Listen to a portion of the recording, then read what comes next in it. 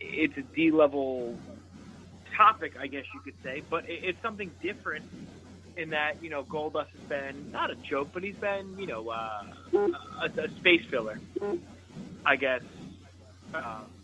you could say, and now they're kind of doing something with him. So I think that's I think it's important to build interest throughout the card instead of just having opening match between, a 3.5-minute opening match, 2-minute opening match, a 3-minute opening match. You have different storylines that people are going to get behind. I mean, of course, they're not going to get behind the Titus brand as much as they're going to, like a Dean Ambrose Miz feud, but it's important to have some continuity there and give people a reason to watch those. Yeah, I mean, I think, like character development, even for somebody like a Goldust who, like you said, hadn't really been treated that importantly for a long time.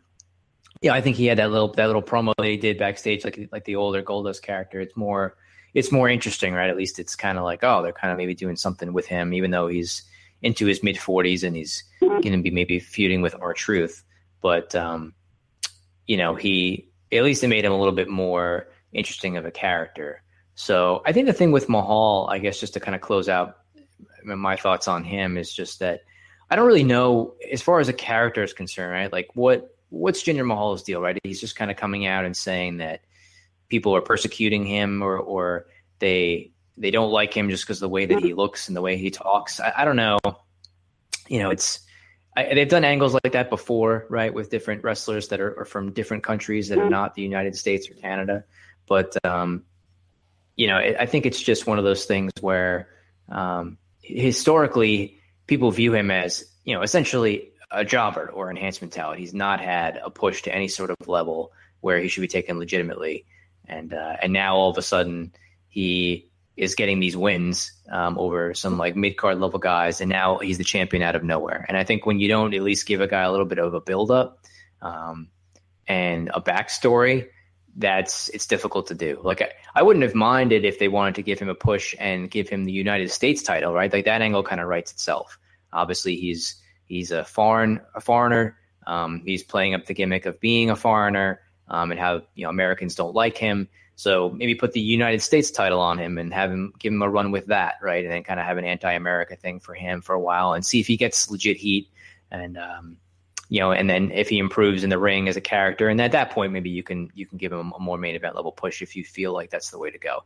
But instead they just push him right to the main event, the WWE title, and then he wins it right away. And I think that's what maybe drives some people away or causes people to question him. That's just kind of I guess, where I land on Jinder right now. Didn't Mojo Rawley beat him clean like 3 times? Yes. Yeah. I mean, he lost to Mojo a couple times. I believe there was some Rob Gronkowski shenanigans involved with that. That was his last major thing that he did. I mean, before that, he was basically just used as an enhancement talent on Raw since he returned to the company. So if you're a guy like Mojo Rawley and you're watching this and you're like, man, I tried a feud with this guy, I beat him pretty clean, and then all of a sudden he's your world champion, it's probably a tough pill to swallow considering, Mojo isn't even on TV. But the only thing I will say is they built him up with the Singh brothers, so he's doing it the way a bad guy, villainous, not good enough to do it on his own kind of heel should. So I don't know. It's I'll give him credit on the fact that it is something different, but it was questionable who they decided, and not for nothing. Remember last time Muhammad Hassan, and they had a bunch of quote-unquote terrorists in hoods attack Undertaker? And then wasn't there some sort of, or a terrorist attack, or like something terrible happened, like a beheading the next week, and then they dropped the gimmick? Yeah, I believe that's pretty much almost exactly what happened. They had some sort of angle taped on SmackDown where he was like choking out Undertaker, and around that time, some sort of a terrorist attack or issue had occurred, and the network that carried SmackDown at the time basically just decided that they didn't want Muhammad Hassan on TV anymore. So I believe he did a job to Undertaker at the next pay-per-view and never appeared again after that. So they need to be careful, obviously, with what they're doing here. But he'll be over in India. Like he is kind of basically playing his character up where like he would be very popular in India. So I'd be curious if they have a show in India at some point while he's the champion. I don't know what their schedule is like, but if they do, I'd be curious to see what kind of reaction he gets there. Yeah, apparently I watched the other day, he got a babyface promo for India. So, I guess he's kind of like, not necessarily a Kevin Owens who kind of buries everywhere he goes. So, he's an international face and an American heel. I guess you could sell merchandise that way. Yeah, it's interesting. They did that with Bret Hart right back in '97 when he had turned and reformed the Hart Foundation and had the stable, right? Like he was basically a babyface in Canada, but a heel in the United States, which I thought was pretty interesting at the time. The way that they did that, I thought it was a pretty neat angle, and it made for some pretty interesting reactions depending on where their shows were. Yeah, and then you had Shawn Michaels, who was, the bad guy face here, and then he went over to Canada, and he was like, he was the devil himself. So I guess it'll be interesting. But then, you know what? I guess you got to give it time. Let the angle air out, as they say, and then see what they do with the Money in the Bank. Because the Money in the Bank really could change everything. Yeah, no, that's definitely true. So I guess just figuring it last weekend. Backlash was obviously Sunday, but Saturday night, NXT had their takeover show in Chicago. 5 matches on the card. I thought there was some pretty significant things coming out of the show, right? I mean, there's only 5 matches, so I guess we can kind of quickly just give our thoughts on some of them. The opener was Roderick Strong beating Eric Young, which I know we both predicted Roddy winning. I think that was the right call. I thought they had a good match, and the crowd was pretty behind Roddy, I thought, in Chicago. Yeah, he came out like a quote-unquote house of fire. And I don't think there's anybody, more aggressive in the ring than Roderick Strong. And not to, speaking of tragedies, not to compare him to somebody, but he has that very Chris Benoit-like intensity in the ring. When his moves are fast, his moves are calculated. He delivers them with such intensity, and it makes it so realistic. And EY played up the great heel in this match, and I think Roddy started off by taking out Damo and Alexander Wolf. So, and that whole story was Roddy versus the world. That's his gimmick, and that's what he did in this match. So I thought it was a really hot opener. EY hitting his wheelbarrow neck breaker on the outside was a pretty brutal spot. Yeah, I think, and I agree with your point. I think, Roddy, when you watch him, he kind of moves at a different speed, I feel like, than a lot of these guys, right? Like it's just his I don't know what you want to call it, his adrenaline, like the way that he does his stuff in the ring just seems like he's in a different gear than everybody. So I thought the match was good. I was glad that he got a clean victory over EY. So I think that was the right call. The next match was basically the match that seemed to steal the weekend, I guess, for lack of a better term. It was the Tyler Bate defending the UK Championship against Pete Dunne. These guys worked for, looks like about 15 or 16 minutes or so of action. Pete Dunne won the match, won the United Kingdom Championship. But this match was, I think, the best match on this show and the best match of the weekend for WWE purposes. I was not expecting this level of a match personally from these. Yeah, not that these guys couldn't deliver it. I know that they could, but I wasn't expecting all the crazy moves and high spots that they did. It was really, a show stealer, I guess, for lack of a better term. And it actually kind of makes me more excited to watch some of the WWE UK programming on the network. Yeah, I wasn't too familiar with Tyler Bate, to be honest with you. Pete Dunne, the bruiserweight, I've seen him work before. I've seen him, I've watched both these guys in the UK Championship, but I wasn't familiar with Tyler Bate, and I had no idea he was capable of half the stuff he did. I believe he hit a spiral tap off the top rope, which I didn't expect.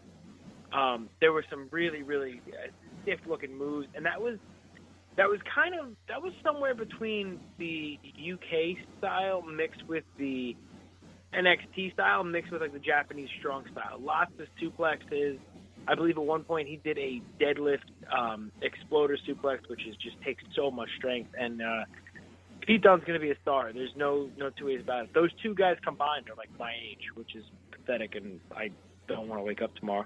But those guys have such a bright future, and I think it was the right move. You and I, again, we both predicted this one. We both predicted Pete Dunne taking the title, because I feel like, we need Tyler Bate in a kind of a chased mode, and I think that's what we're going to get now. Yeah, I think it was the right thing to do, right thing time to make the switch. But like you said, I mean, Bate, who I didn't know much about before watching the initial UK tournament, a kid who was like 19, 20 years old, performing in front of Chicago crowd, in one of the big, bigger wrestling cities in the country. And these guys just had a killer match with like no botches, like no issues, just all sorts of great stuff. So I'm looking forward to a rematch from these guys at some point, whenever that does occur. Asuka defeated Ruby Riott and Nikki Cross in the triple threat match. This match, it wasn't bad, I think, but it wasn't really at the level of some of the other Asuka matches that she's had on the last few Takeover shows. I thought her match with Ember Moon was better. I thought her match with Mickie James was better. The matches she had with Bayley were better than this. I don't know. I guess Ruby Riott and Nikki Cross are relatively new to the women's division in NXT, so I'm not saying that they weren't deserving of a title shot here, because that's totally fine. I just don't know that the triple threat dynamic really worked that well here. But Asuka ended up basically kind of doing her normal thing and finding a way to win, and she retained the NXT Women's Championship in this match. Yeah, I also think this match suffered having to follow the UK title. No matter what, no matter what anybody on the show was going to do, they weren't going to follow that match, so that maybe took a little bit of luster away. I thought they did a pretty good job building up the suspense throughout the match, and I thought Ruby Riott was really going to get the win. But Asuka, she became the longest reigning undefeated champion, just passing Goldberg. And funny enough, she posted it today, and then Scott Hall replied and said, "You're better than Goldberg ever was." So I got a kick out of that. That's pretty awesome. So I guess we'll see. I think it's really setting up or leading to her against Ember Moon again. Maybe at the next Takeover special. I don't know if that's going to be the Brooklyn show in August. I'm assuming that's the next scheduled one right now. That seems to be the next direction for her. So we'll see if maybe that's finally the spot where she loses and loses the title that she's held for well over a year. But we'll be interesting to see if how she gets there and if that's the direction that they go. NXT Championship match was next, so it actually did not main event the show. Bobby Roode defeated Hideo Itami in about 18 minutes. This was Itami coming back from another injury, and it was his first match back, first feud back. They put him right into the NXT Championship title picture. I thought that it was a pretty good match from these guys. It was probably Itami's best singles match in NXT that I can recall. I thought Roode had a good performance here. He's kind of been tagged as a guy who's maybe underperformed a little bit in the ring in NXT. So I won't say that this match was like a classic or anything, but I thought that they did a good job with it. It was probably, like I said, one of Itami's best matches and probably one of Roode's better matches in NXT, and Roode retains and keeps the title.